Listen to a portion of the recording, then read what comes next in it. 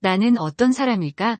진정한 평가는 장례식장에서나 가능할 것이다. 나는 어떤 사람일까? 이 질문에 대한 진정한 답은 우리의 삶이 끝나고 나서야 온전히 내려질 수 있습니다. 우리는 매일 다양한 가면을 쓰고 살아갑니다. 직장에서의 역할, 가정에서의 책임, 사회 속에서의 위치 등 수많은 정체성 속에서 우리는 스스로를 정의하려 노력합니다. 그러나 이 모든 것이 진정한 나를 완전히 드러내는 것일까요? 당신이 어떤 사람이었는지 진정한 평가는 장례식장에서 이뤄질 것입니다. 장례식은 우리의 마지막 이별을 고하는 자리지만 동시에 우리의 삶이 어떻게 기억되는지를 반영하는 장소이기도 합니다. 사람들이 당신에 대해 나누는 소곤거림 속에는 당신의 삶에 대한 솔직한 평가가 담겨 있을 가능성이 큽니다. 물론 가까운 가족들이나 친인척들은 립서비스로 당신에 대한 긍정적인 이야기를 할 것입니다. 이는 당신의 영면을 위해 혹은 그들의 마음을 위로하기 위해서이기도 합니다. 하지만 그들의 말 속에도 어느 정도 진실이 담겨 있을 것입니다. 그 진실은 당신이 살아온 방식을 보여주는 거울이 될 수 있습니다. 결국 장례식장에서 나누는 대화는 당신이 어떤 삶을 살아왔는지를 반영하는 중요한 지표일 수 있습니다. 어떤 리더십 훈련 프로그램에서는 참가자들에게 자신의 장례식에서 읽힐 자신의 조사를 쓰게 하기도 합니다. 이 과정에서 참가자들은 자신이 바라는 모습, 다른 사람들에게 남기고 싶은 인상을 미화된 형태로 표현하려 합니다. 이는 때때로 진정한 자기 성찰보다는 가장 인기 있는 시체가 되기 위한 경쟁으로 변질되기도 합니다. 하지만 죽음은 이러한 미화된 자아를 여과 없이 드러내는 순간입니다. 우리가 얼마나 많은 재산을 모았든 사회적 지위를 얻었든 그것은 죽음 앞에서 아무런 의미가 없습니다. 그 순간 진정 중요한 것은 우리가 어떤 사람으로 살아왔고 누구와 어떤 관계를 맺어왔는지 그리고 무엇을 위해 살아왔는지에 대한 성찰입니다. 우리는 살면서 많은 물건을 소유하고 다양한 사람들과 관계를 맺습니다. 그러나 죽음 앞에서는 그 모든 것이 의미를 잃습니다. 우리가 남길 수 있는 유일한 것은 물질적인 재산이 아닌 우리 삶의 흔적과 우리가 남긴 가치입니다. 많은 이들이 재산을 모으기 위해 평생을 바칩니다. 재산이 많으면 안정감과 안락함을 느낄 수 있을지도 모릅니다. 그러나 죽음이 다가왔을 때 그 재산은 더 이상 우리에게 의미 있는 것이 아닙니다. 재산을 물려받은 사람들은 그것을 어떻게든 활용할 것이지만 정작 당신의 삶의 의미는 거기에 담기지 않을 것입니다. 당신이 살아온 삶의 진정한 가치는 그 재산의 크기보다는 그 재산을 어떻게 활용했고 그것을 통해 어떤 영향을 미쳤는지에 달려있을 것입니다. 우리는 수많은 사람들과 관계를 맺고 살아갑니다. 그러나 그 관계들 중에서 얼마나 많은 사람들이 진정으로 당신을 기억하고 그리워할까요? 사회적 지위를 쌓고 많은 사람들과 인맥을 형성했더라도 진정한 의미 있는 관계는 많지 않을 수 있습니다. 오히려 깊이 있는 소통과 교감을 나눈 소수의 사람들이 당신을 진심으로 기억할 것입니다. 삶의 의미와 가치를 찾기 위해 우리는 죽음을 상상해 볼 필요가 있습니다. 죽음 이후를 생각하며 지금 우리가 소중하게 여기는 것들이 진정한 의미를 가지고 있는지 돌아봐야 합니다.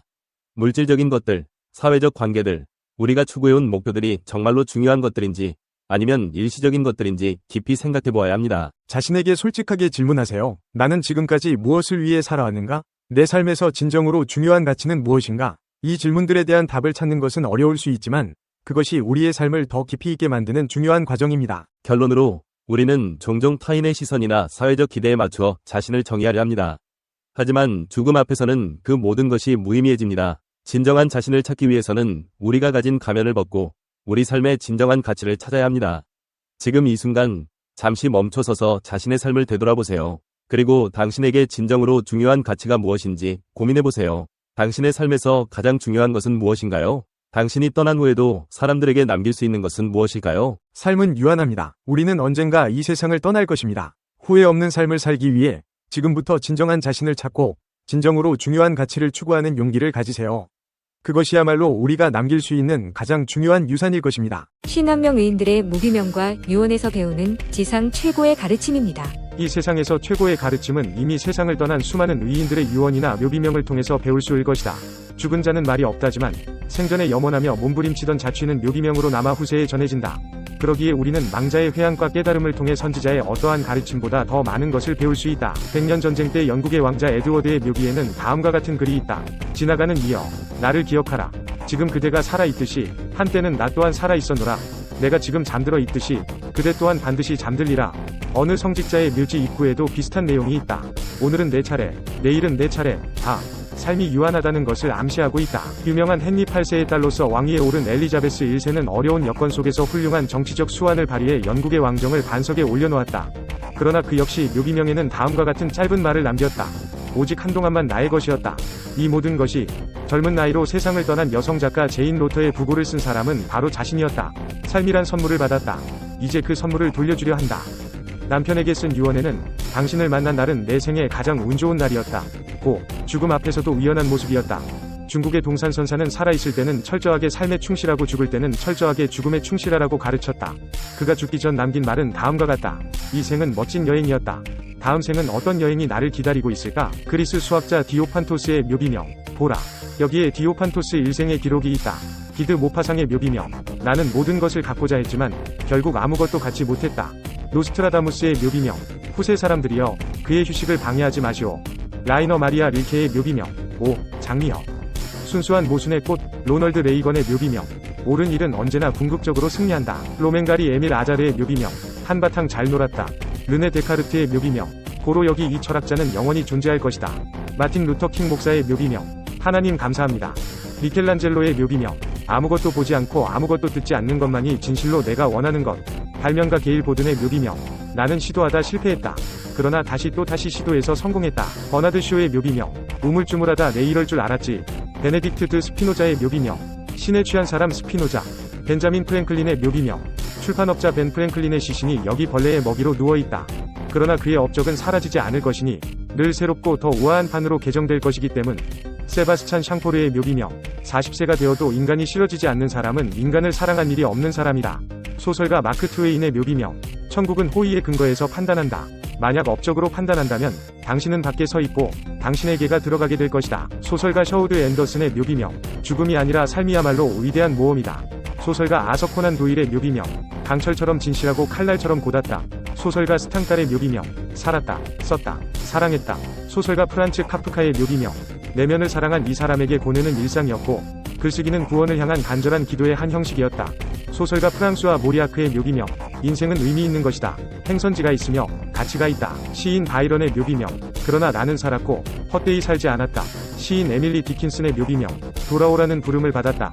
시인 라퐁텐의 묘비명 미천과 수입을 모두 탕진하고 빈손으로 왔다가 빈손으로 갔노라. 시인 윌리엄 예이츠의 묘비명 삶과 죽음의 차가운 눈길을 던져라.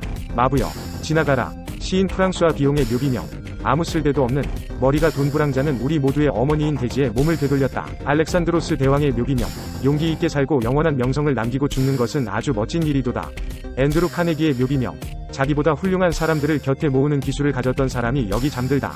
어니스트 해밍웨이의 묘비명 일어나지 못해 미안하오. 에이브러햄 링컨의 묘비명 국민을 위한 정부는 영원할 것이다. 엘리자베스 1세의 묘비명 오직 한순간만 나의 것이었던 그 모든 것들. 윌리엄 셰익스피어의 묘비명 여기 묻힌 유해가 도굴되지 않도록 예수의 가호가 있기를. 음악가 슈베르트의 묘비명 음악은 이곳에 소중한 보물을 묻었다. 음악가 모차르트의 묘비명 볼프강 아마데우스 모차르트를 기억한다. 작가 윌리엄 포크너의 묘비명 나의 야심은 역사에 묻혀 없어진 한 사람의 객체로 남는 것이다.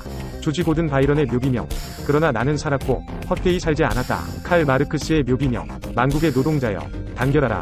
키르케고르의 묘비명 잠시 때가 지나면 그때 나는 승리하고 있으리라. 토머스 에디슨의 묘비명 상상력, 큰 희망, 굳은 의지는 우리를 성공으로 이끌 것이다.